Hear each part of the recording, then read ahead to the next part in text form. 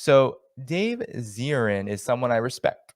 I've read his articles both in The Nation and elsewhere. I have followed his coverage of the NBA strike during the bubble a couple of years ago, a couple of summers ago. I've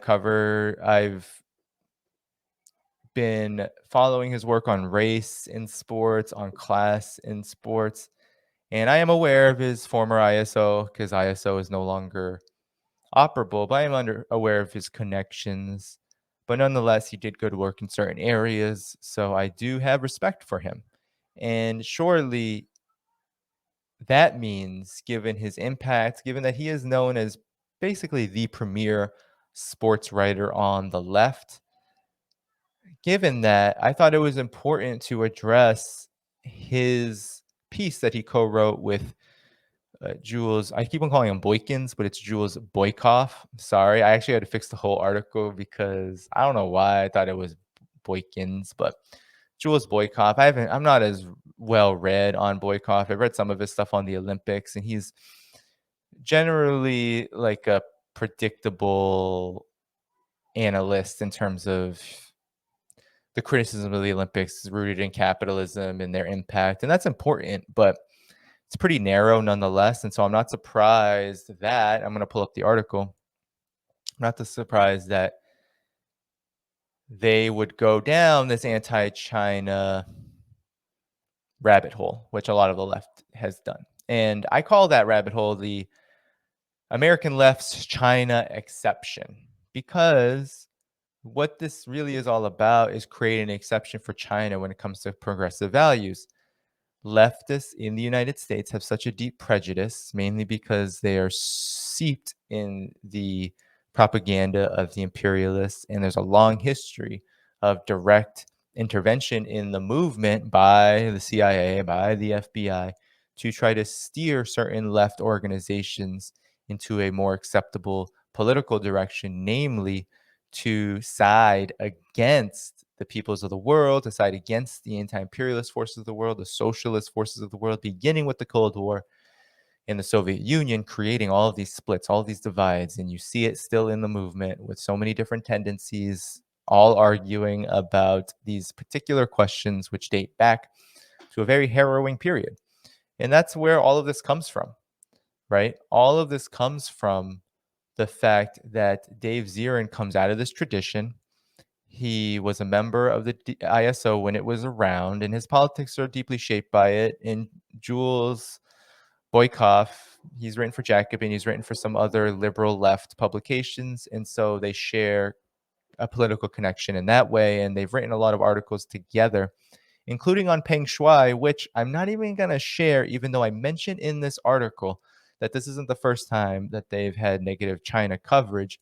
I'm not going to share it because it's like you could just research, Google search Peng Shuai, and whatever article you come up with, New York Times, CNN, it doesn't matter, any of these Western press outlets, it sounds exactly the same. So I didn't even engage with them because I felt John Smith is saying he'll give me $30 for this shirt, and I will show you this shirt more later. And I could actually send the link if to where to get it from. I'd have to get it from my wife first, though, because she got it for me for this Christmas. But back to the article. I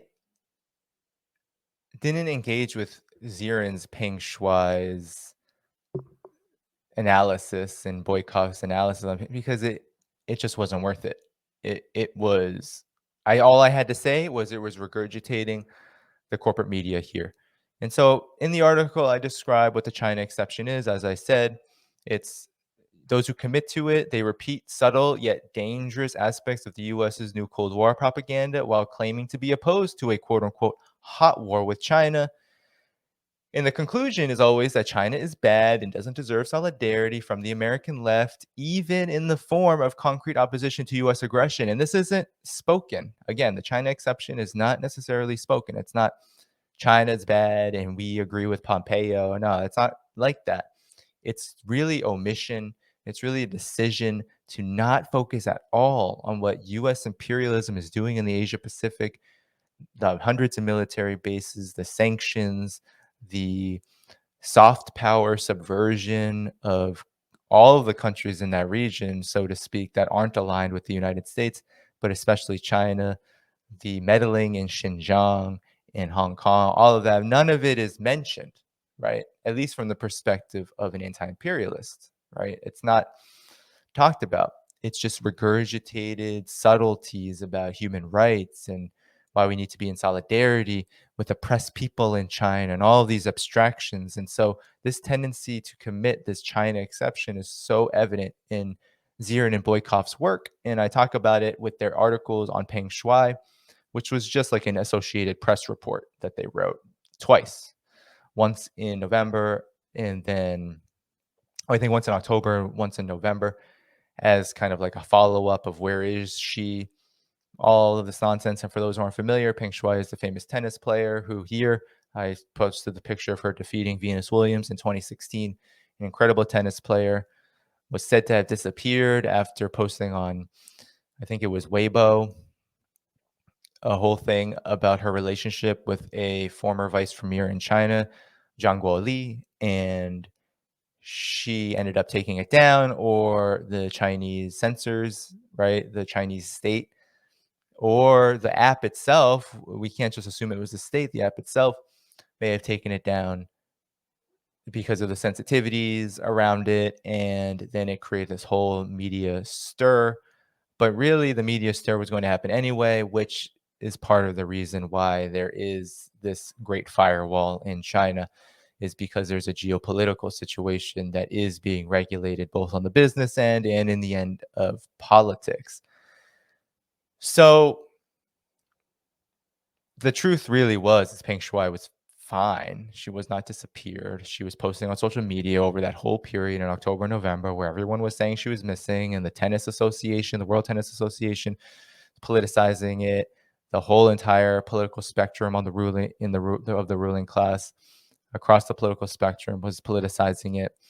But she was fine, and it's unclear what happened in the relationship. There was a translation that went around, and I speculated that it's unclear whether there's sexual abuse going on, and we can't just assume that. But nonetheless, it was assumed. It seemed like it was in a great situation, and she was very broken up about it. But in conclusion, it was just another talking point to forward this new Cold War on China through the atrocity propaganda campaign. And it was about building up to this moment of the Beijing 2022 Olympics, where the propaganda has only gotten more ridiculous. And we'll get into that.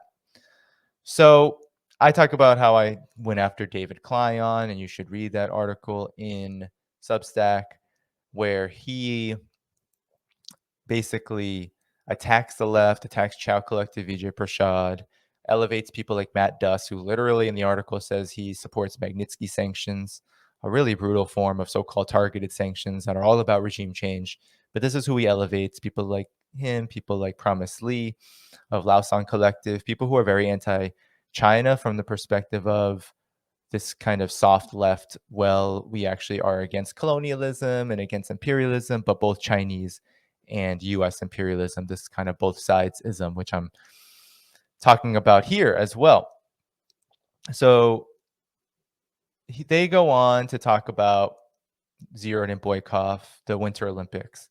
And in the article that they wrote, they talk about all these fair points, right? Eileen Gu being attacked by the right, by the media, the role of the mainstream media in fueling anti-Asian racism.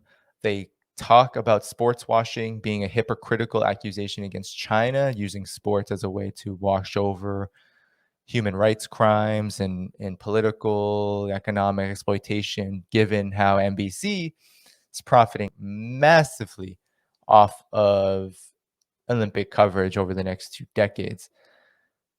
So still, though, right, Zirin and Boykov commit the China exception mainly through this whole idea of campism, right? They say campism a lot. So either you're in one camp, which is anti-China, or you're in another, which is pro-China.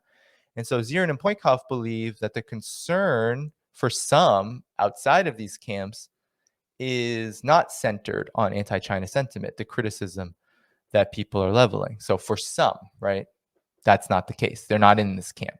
And I think Zirin and Boykov are positioning themselves as being transcendent of these camps. But they don't specify that in this analysis. We're just supposed to believe that non-campus leftists exist and are concerned with building solidarity with oppressed groups in China. And I say that there's only one citation in the entire article in reference to this point, and it is of the Uyghur Tribunal that was covered by an Al Jazeera article. And the Uyghur Tribunal was this mock trial that was put on in the UK by a consortium of human rights organizations, all NED aligned or sponsored or funded, that concluded that China has committed genocide in Xinjiang province. But the sponsor of the Uyghur Tribunal is the World Uyghur Congress, which is a very familiar name for those who have been following this. The World Uyghur Congress is financed by the National Endowment for Democracy. It's received millions of dollars if you go back, but I just cite 2020 here, where they received $400,000 during the pandemic alone to in 2020 to essentially spread this human rights atrocity propaganda. So statements from the Uyghur Tribunal or taken at the Uyghur Tribunal were very familiar as well for those who have been following this. So you had Adrian Zenz, the far right Christian fundamentalist and Victims of Communism Memorial Foundation, so called scholar. You had Wang Lijian, who says he was a former police officer in Xinjiang, Uyghur Autonomous Region, who changed his name shortly after this June testimony of last year. He changes his name for a CNN interview to spread this misinformation just under a different name. It was actually quite incredible to see how he took the stories from the Uyghur Tribunal and CNN interview with different names, essentially to try to almost pile on the legitimacy that these narratives were supposed to have. But it's so incredibly foolish and such an operation, right? How much of an operation is it to peddle someone like this Wang Lijian, who still is wearing his police uniform, supposedly? So I guess he left China, right? He fled China, this repressive authoritarian dictatorship. He fled China to give this testimony in London and then to be interviewed by CNN, ostensibly outside of London. So he's moving around and he's just carrying around this uniform and somehow is able to smuggle that out despite the horrible repression that happens in China. It's just a ridiculous, ridiculous scene. But nonetheless, I digress. To continue. So that's the only citation that Zirin and Boykov provide, but none of the inconsistencies with that coverage is included. So nonetheless, it's just taken as fact. And they move on to praise Mike Tirico. I don't know if you all watched the opening ceremony, but I did, and I was abhorred. I was disgusted by it. It was truly just that's disgusting. It had no substance to it. It was as if I was just watching the corporate media headlines be regurgitated over and over and over again by Tirico, and there was a few others, a Bloomberg journalist, quote unquote, and also a Yale academic who's a linguist but considers herself a China expert, and they were just going on and on and on. But Zirin and Boykov praised Mike Tirico, saying he spoke inconvenient truths and that they addressed the human rights elephant in the room. But because of how anti-China sentiment is so widespread right now, it wasn't a brave thing to do. That's the conclusion. I don't even know what kind of analysis this is supposed to be. Honestly, it was very amateurish for someone of the level of work and analysis that Dave Zirin generally gives on issues outside of China. Again, it's a China exception.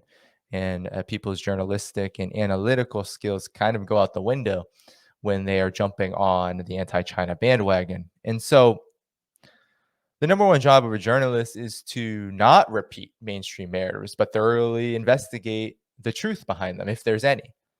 And so I don't think it's campism to acknowledge that claims of genocide in China's Xinjiang Uyghur Autonomous Region are dubious at best and outright lies at worst.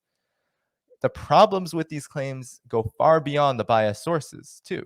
It's not just that the World Uyghur Congress is linked to the national security state of the United States. No, it's the fact that whatever you think of China's policy in Xinjiang, if you don't agree with it, if you don't think education and employment and some level of criminal justice involvement is correct for what's going on in Xinjiang, that's your prerogative. And you should make an argument based on what you think. But you can't call it genocide because the Uyghur population has increased more than 25% since 2010, from 2010 to 2018. Life expectancy has more than doubled since 1949. It was 30 in 1948, and now it is over 72. I believe it's 70, more like 74 now. And then also, many of the social indicators for Uyghurs are similar to the general population in China, the mainland. Xinjiang is part of mainland China, but if we're going to break them up, life expectancy, poverty, these things are similar. Not the same because there was more underdevelopment in Xinjiang than in other parts. Let's say southern China, Guangzhou, for example, was much better off for a long time, but Xinjiang is catching up. And so there isn't that much of a disparity. So, you compare this to something like occupied Afghanistan, right? The differences between US livelihoods and the livelihoods of people in Afghanistan, Israel Palestine, right? The livelihoods of settlers in Israel versus the colonized and occupied Palestinians. You'll see huge differences. But for the Uyghurs in Xinjiang compared to the rest of China, it's just not the case. But no, it was Tarico that spoke inconvenient truths instead of Zirin and Boykov. They decided to avoid all of these inconvenient truths. But for them, Tarico saying that there's human rights violations is good enough. And so it's a byproduct, right, of this China exception mentality. People who commit to this, they dismiss or omit the political agenda behind US claims of human rights abuses in China. This is another element. It's not difficult to discern because the US has made so many policy maneuvers based on these dubious claims of Chinese wrongdoing. This includes economic sanctions on China's solar industry and the newly passed Uyghur Forced Labor Prevention Act at the end of last year, which is a virtual blockade on all imports from the region. So think about that. That's the impact of this. That's a significant impact. And it's completely omitted all the time. Always it's omitted from the analysis of these American leftists who think China is the exception to their rule of progressivism. So these policies hurt ordinary Uyghurs, the very people Zirin and Zirin and Boykov claim to support. They also fuel the anti-China racism that Zirin and Boykov claim to oppose because, well, if you continuously demonize China, then China is there's no disconnecting China and the Chinese people, although all these Americans and Westerners love to say it's not China, it's the Chinese people that we love. We don't like their government. You can't separate the two in this case because the political agenda equates the two, right? Chinese people are seen as either automatons of their government with no agency of their own or super exploited and oppressed by their government or basically brainwashed into supporting, right? There's no disconnection. So, and also there is no disconnection in the real sense because the majority of people in China, and we'll get into this, approve of their government. So this mentality also worsens relations between the US and China, these policies that further exacerbate the campism. This is what is interesting. They say campism is an unfortunate barrier to a better politics. Well, by completely omitting all sides of this issue and just regurgitating the US establishment, you're in fact choosing a camp. And by regurgitating and reinforcing the propaganda, that justifies these policies. So for me, the term campism is a euphemism for the slogan neither Washington nor Beijing, which is a widely accepted slogan on the American left and a critical feature of this China exception mentality. Zirin and Boycott assert that the conditions of Chinese workers and women and ethnic minorities is reason enough to stand stand against China's government. They forget, as many leftists in the United States do, that the conditions of the Chinese people are for the Chinese people to resolve.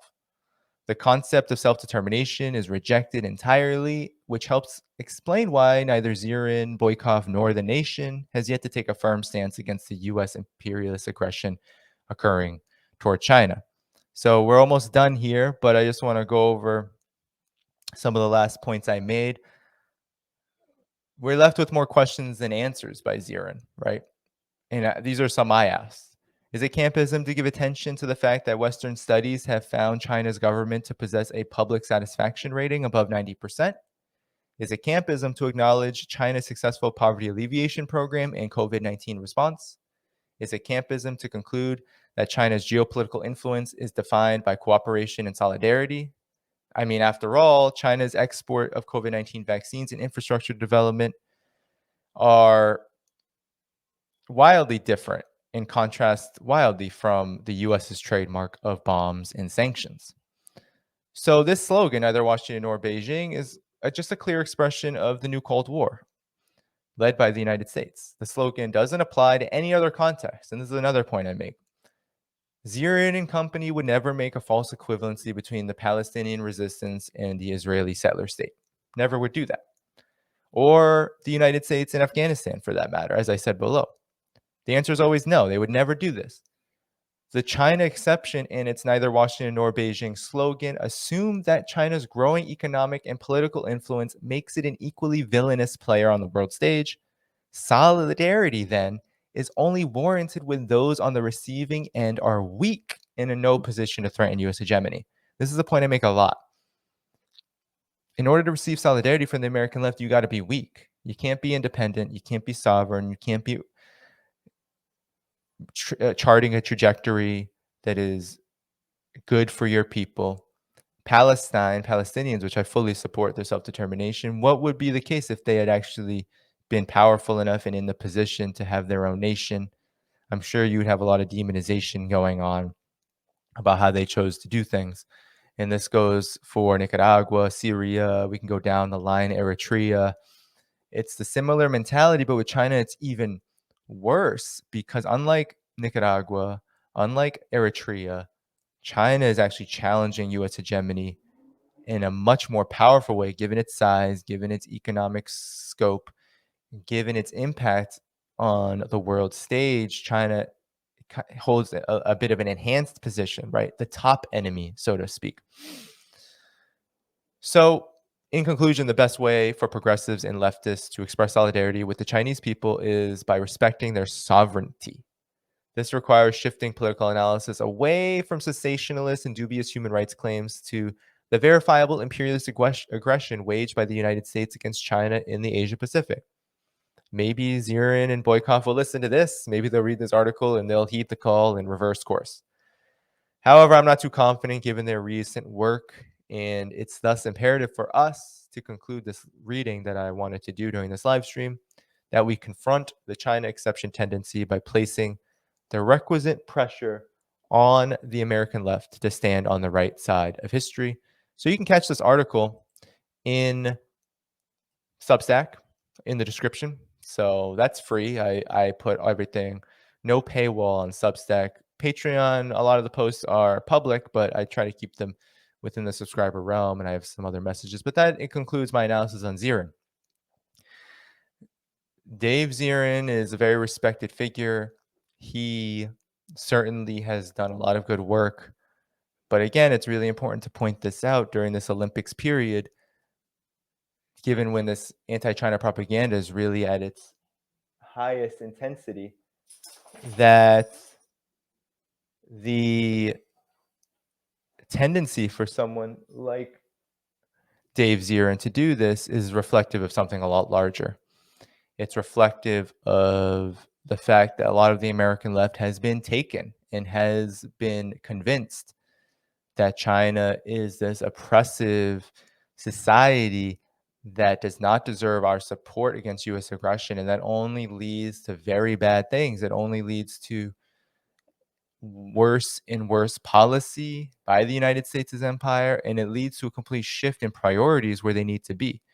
We only reinforce anti-Asian racism and this geopolitical nightmare that we're in if we do not reverse course and really stand opposed to this new Cold War, and also in solidarity with actual Chinese people.